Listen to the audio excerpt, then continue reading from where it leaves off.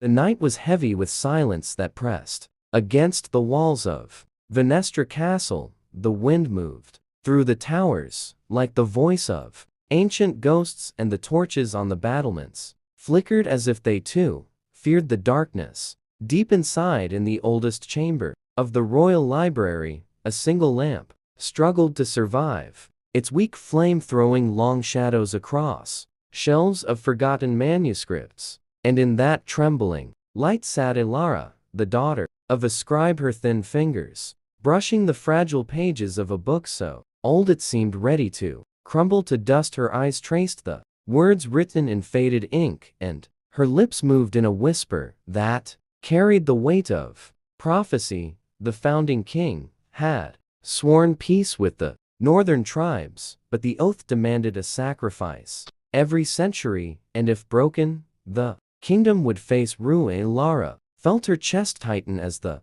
echo of drums reached her ears from outside the castle walls. War had already arrived. She turned the page, and each line cut deeper into her heart until footsteps in the doorway made her freeze. There stood Kale, a guard whose eyes carried the silence of a man scarred by battles. His voice was low but urgent as he told her that the invaders had broken the first defenses, and worse, that traitors within the palace were searching for the book. Ilara clutched the manuscript to her chest, and though her eyes glistened with fear, her words were firm. She would not let the truth be buried even if her life ended. Kale studied her face, then gave a single nod, a gesture that felt like the beginning of an alliance. The lamp shook as a draft of wind slipped through the stone cracks, and the flame bent low as if listening to their vow. Outside, the noise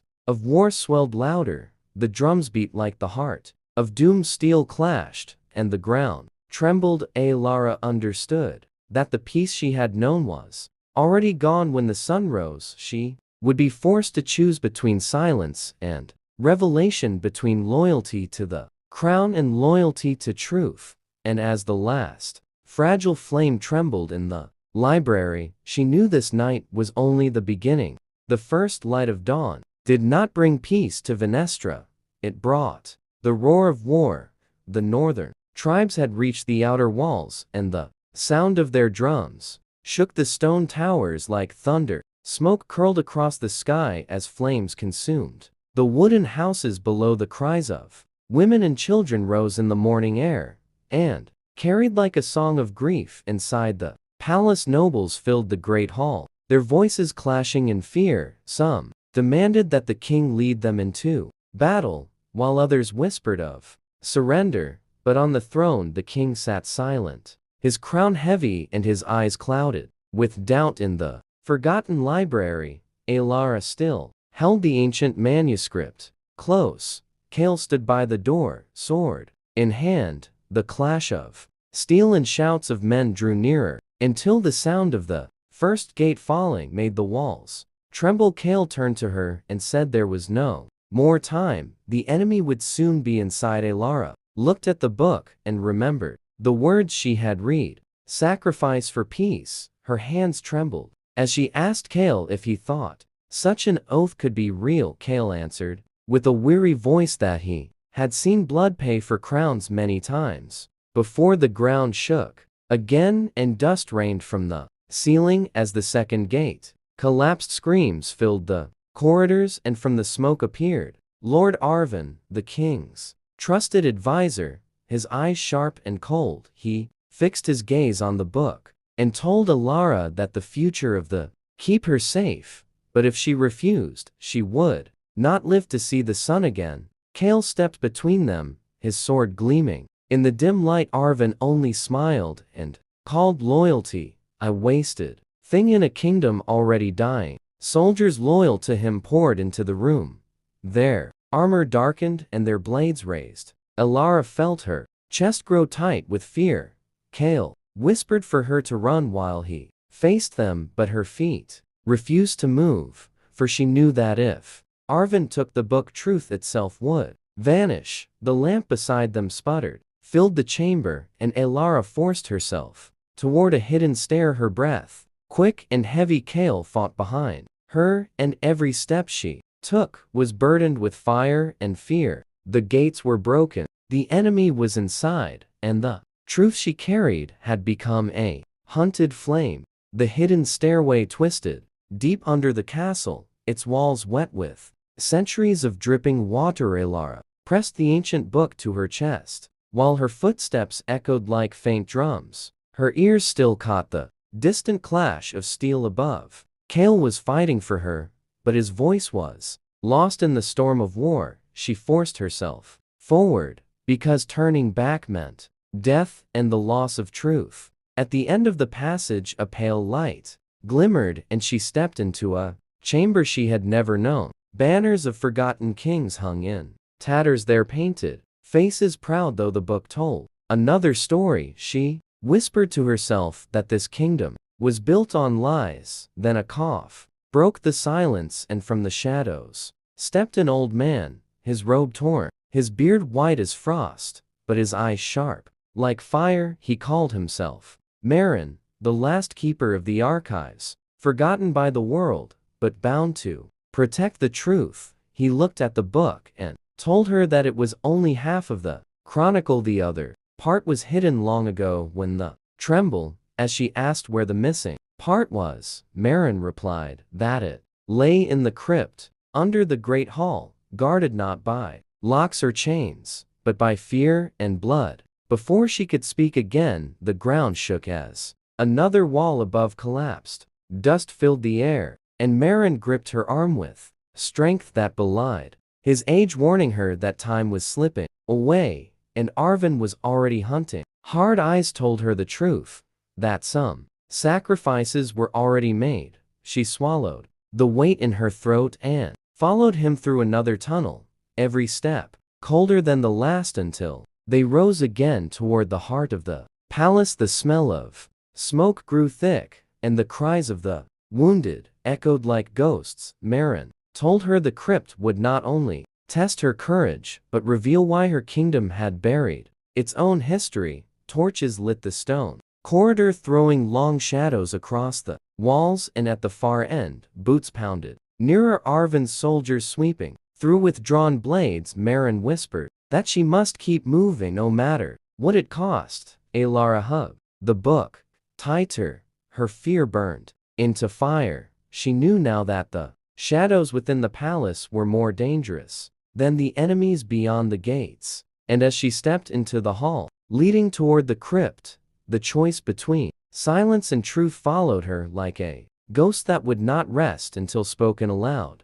The corridors of Venestra shook as the battle raged above, every cry of pain and clash of steel echoing through the stones. Alara followed Marin closely, her breath quick and shallow, the book pressed tightly to her chest. The old keeper walked with surprising strength, his staff tapping the ground as though guiding them forward. The air was heavy with smoke and ash, yet beneath it she felt a deeper chill, as if unseen eyes watched every step they took. Finally, the passage opened into a vast hall that stretched beneath the throne room. Pillars carved with faces of forgotten kings lined the walls, their eyes fixed in stone. Judgment at the far end, a stair spiraled downward into darkness. Marin said this was the path to the crypt of Odes, the place where the other half of the chronicle had been buried. Alara felt her skin prickle with fear as they descended. The air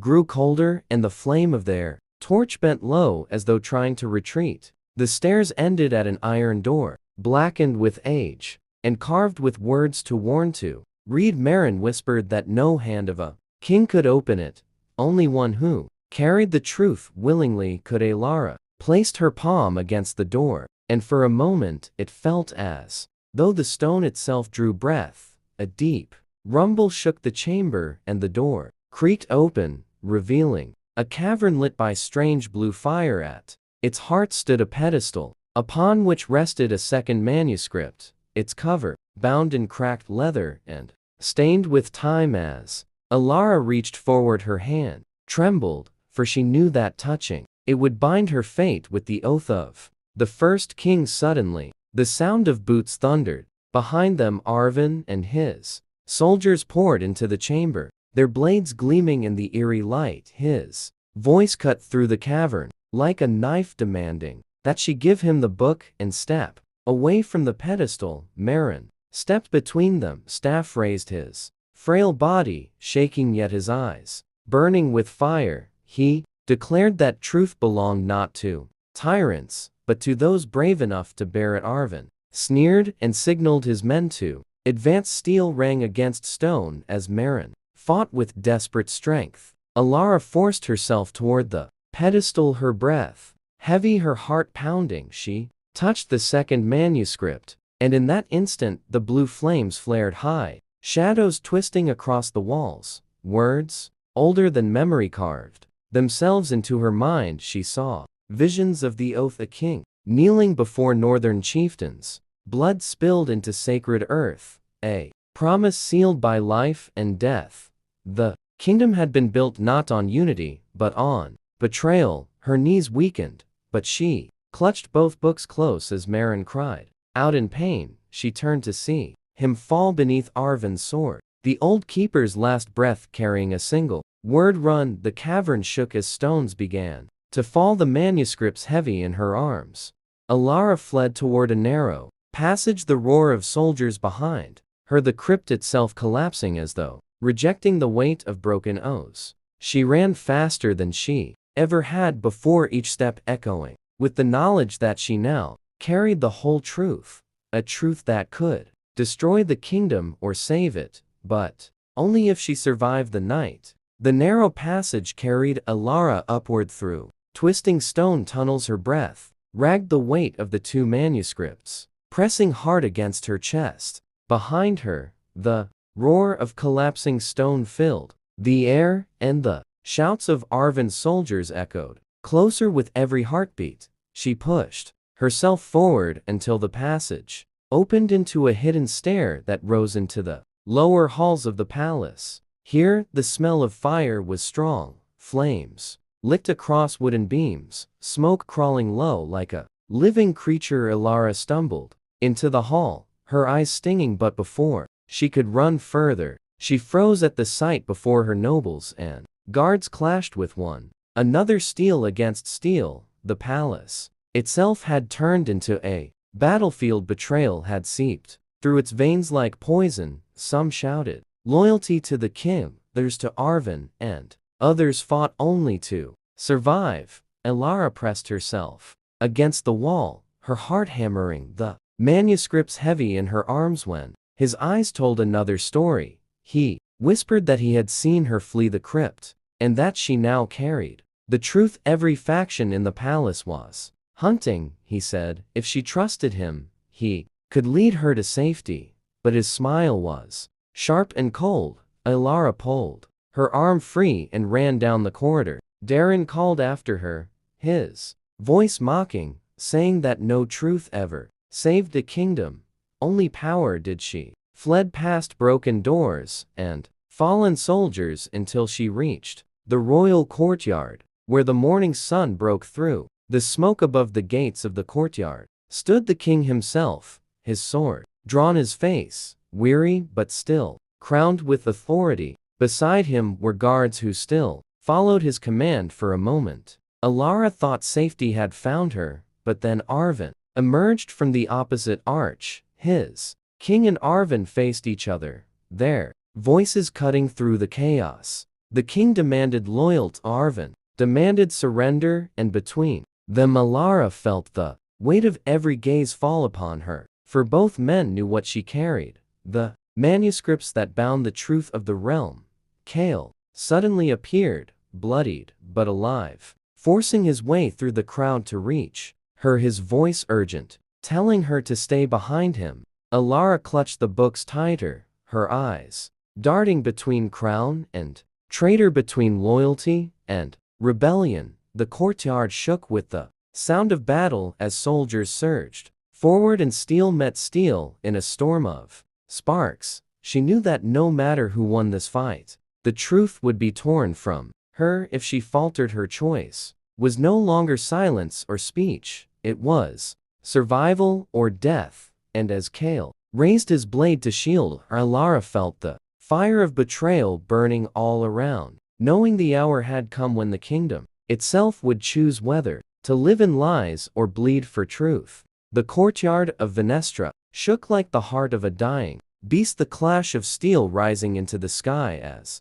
the king and Arvin faced one another, their armies colliding in a storm of blades. Alara clutched the manuscripts close, Kale, shielding her with every strike of his sword. Flames leapt from broken windows, smoke pouring thick across the stones until day and night seemed the same. The king shouted for his men to hold the line, but his voice was cracked with age and sorrow. Arvin's cry cut sharper, promising freedom from lies, but his eyes gleamed with hunger for power in the chaos. Alara saw Lord Darren again weaving through the fray, his face smeared with blood, yet his smile still sharp. He shouted that no crown could survive without betrayal, that kingdoms were built not on truth, but on fear. Kale struck down a soldier that rushed toward her, but his strength was failing, and Alara felt her chest tighten with dread. The manuscripts seemed to burn in her arms, whispering of oaths and sacrifices, words older than memory, pressing against her thoughts. Suddenly, the king staggered, his sword falling as Arvin's blade slashed across his armor. Gasps rose from the soldiers around them. The crown slipped from his head and rolled across the stones into the dust. Arvin bent to seize it, but Kale forced himself forward, his sword clashing against Arvin's with desperate fury. Lara cried out as sparks flew, and the battle surged tighter around them. She knew the crown had become more than gold. It was now a symbol of truth or deception. Whoever claimed it would decide the fate of the realm. Marin's last words echoed in her mind. Truth does not belong to tyrants. The manuscripts trembled in her grasp as if alive. The flames around her roared higher, and she saw the faces of the people outside the palace, children crying, women praying, men bleeding, all waiting for someone to decide whether they would live chained by lies or scarred by truth. Arvin's laughter rang as he drove Kale back, his soldiers pressing forward. Darren moved, deliver it into Arvin's longer, the quiet scribe's daughter, but the bearer of history. She lifted the manuscripts high, her voice breaking the battle. With words of fire she declared that the truth of Venestra was written in blood and hidden in shadows, and that no crown forged in deceit could rule forever. The soldiers faltered, their blades shaking. Some turned their eyes from Arvin and some from the king. For the first time, the fight paused, not from victory, but from doubt. Arvin's face twisted with rage. He shouted for them to strike, but the ground itself shook as if the kingdom's stones rejected the weight of lies. Dust fell from the walls, flames roared louder, and the crown lay in the ash between them, waiting for the hand that would claim not only power, but the burden of truth. The crown lay in the ashes of the courtyard, glinting faintly through the smoke as soldiers circled it, torn between loyalty and fear. Alara stood with the manuscripts held high, her voice still echoing in their ears, the truth burning brighter than the flames around them. Kale, bleeding but unbroken, kept his sword ready, his stance steady, though his breath came ragged. Arvin's eyes blazed with fury. He shouted that the girl was a liar, that the manuscripts were nothing but ink and dust. But even as his words rang through the hall, doubt flickered across the faces of his men. Lord Darren bent low, his fingers brushing the fallen crown, his smile curved with greed. Yet before he could rise, Kale lunged forward, driving him back with a desperate strike. Alara's heart pounded as she felt the manuscripts grow heavier, their pages whispering like voices of the dead. The oath of kings, the promise of blood, the weight of centuries pressing upon her mind. She staggered, but forced herself to stand, her gaze sweeping across soldiers and nobles alike. She told them their history was not glory but chains forged in deceit. She declared that the kingdom could not endure if truth remained buried. a murmur spread through the crowd like ripples through water. Some lowered their swords, some raised them higher. The courtyard trembled with indecision. Arvin lunged at Kale, their blades clashing in sparks. Kale faltered and Alara cried out, but still he held the line, his eyes burning with defiance. Darren crawled through the dust again, reaching for the crown like a serpent in the shadows. Alara knew that if he placed it in Arvin's hands, the kingdom would be lost. She took a step forward, the manuscripts shaking as if alive, blue light flickering along their torn edges. Marin's voice echoed in her thoughts. Truth does not belong to tyrants. Her fear melted into fire, and she cried out that if none would carry the crown in honesty, then the burden would fall to her. The words struck like thunder. The soldiers froze, and even Arvin paused, his face twisting with disbelief. Alara bent and lifted the crown from the ashes, the metal cold and heavy against her skin.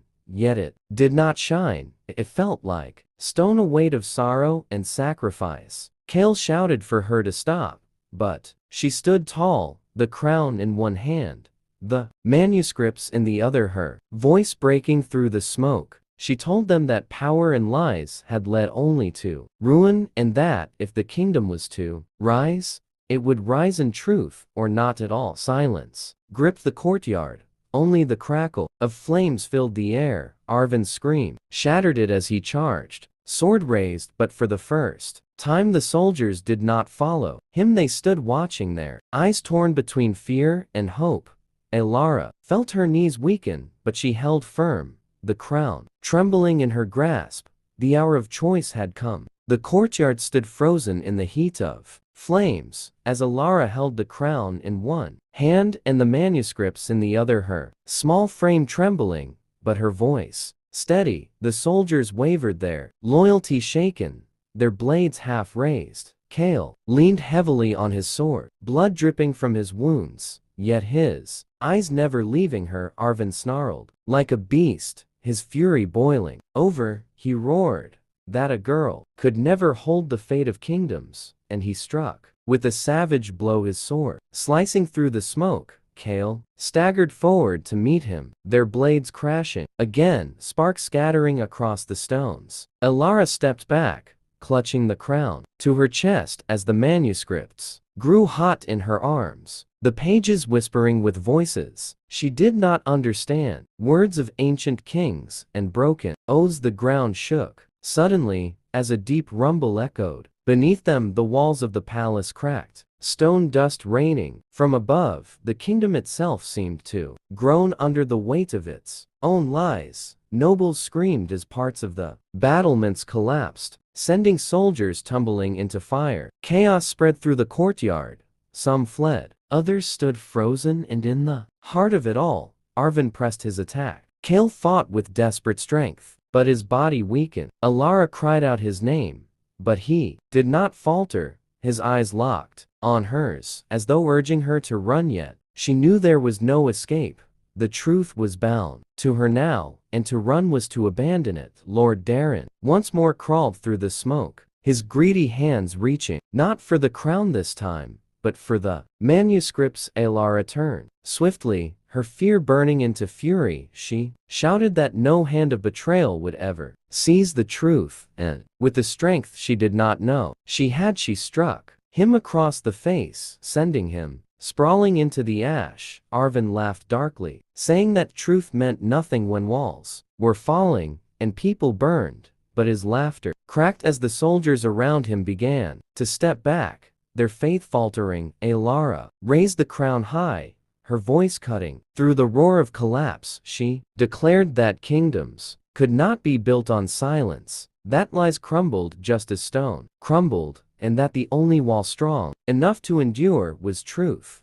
The soldiers looked to her, and then to Arvin, and for the first time many lowered their blades. Kale, with the last of his strength, pushed Arvin back, but the traitor still stood, his sword dripping, his rage undimmed. The ground heaved again, and one of the towers fell, crashing into the courtyard. the shock throwing them all to their knees. Alara clutched both crown and manuscripts, her body trembling, her voice raw. She cried that the fallen walls of Venestra would either bury them in darkness or open the way to a dawn of truth. And as the flames raged higher, every eye turned to her, waiting for the choice that would decide their fate. The ruins of the courtyard smoldered as smoke coiled into the red sky. The fallen tower lay like a broken giant across the stones, and the cries of the wounded echoed through the air. Alara stood amid the wreckage, the crown heavy in her grasp, the manuscripts burning with a strange blue glow, her breath sharp and unsteady.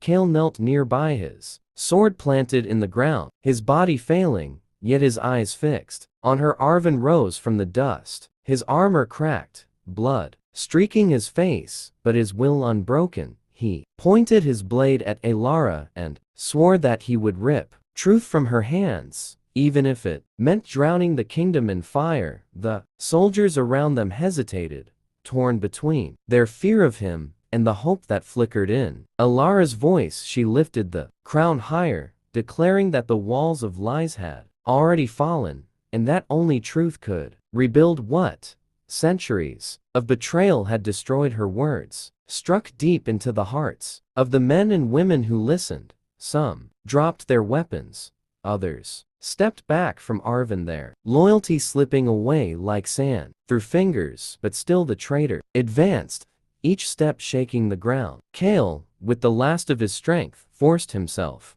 to rise, his blade trembling yet steady. He told Arvin that the throne was not his to claim, that the crown belonged to those who carried the weight of honesty. Arvin roared, and their swords clashed once more, sparks flying as steel screamed against steel. Alara's heart thundered as she felt the manuscripts pull her mind into visions. She saw kings kneeling in blood, queens weeping in silence, and generations bound by deceit. She realized the oath was never meant for rulers alone, it was meant for the people, for every soul who chose to stand in truth. Her fear hardened into resolve. She cried out that the throne would no longer be a seat of power, but a promise of sacrifice. Her voice carrying through the flames. The soldiers froze, their eyes wide, the weight of her words pressing heavier than any blade. Arvin faltered,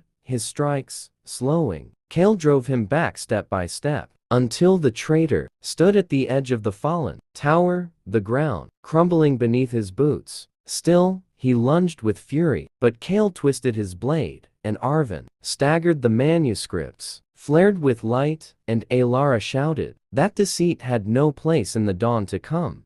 The earth itself seemed to answer with a thunderous crack. The stone beneath Arvin gave way, and he fell screaming into the ruin, his voice swallowed by the fire. Silence followed, broken only by the crackle of flame. Alara sank to her knees, the crown and manuscripts pressed to her chest, tears cutting through the ash. The soldiers, one by one, knelt not to power, but to the truth she carried. Kale collapsed beside her, his voice faint yet proud, telling her that the kingdom had been given a chance not of conquest, but of honesty. The last oath was no longer written in blood, it was spoken in the hearts of those who chose to rise. The firelight flickered across her face as she realized the fight was not over, but a new beginning had been carved from ashes. The ruins of Venestra still smoked as the first light of dawn broke across the shattered towers, painting the sky in shades of fire and gold. Alara stood upon the broken stones, the crown in her hands, no longer a symbol of power, but a weight of sacrifice. The manuscripts pressed to her chest, glowing faintly, as if their task was nearly complete. The soldiers gathered around her, their faces streaked with ash and blood, yet their eyes steady as they knelt, not before a ruler but before the truth. Kale lay against a fallen pillar, his breath shallow, his body weak yet his gaze proud. He told her that kingdoms were not built by kings alone, but by the courage of those who dared to speak when silence was easier. His words faltered, but his smile remained, and Alara felt her heart break as she held his hand. Arven's shadow was gone, swallowed by the fire and the betrayal he carried with him. Lord Darren lay bound in chains, his ambition crushed beneath the weight of his own greed. The palace itself had become a grave of lies, its walls broken, its towers fallen, yet among the ruin a strange stillness rose, not of despair, but of renewal. Alara lifted the crown high, her voice clear, though her throat ached. She declared that the throne of Venestra would no longer be a seat of deceit, but a promise of sacrifice. No bloodline would hold it, no tyrant would claim it. Instead, it would belong to the people, bound by the oath of truth. Her words carried across the courtyard, through the ruins, into the streets where common folk gathered, their faces weary, but hopeful. Whispers turned to cries, and cries to a roar. The city answered her with voices united, for the first time, not in fear,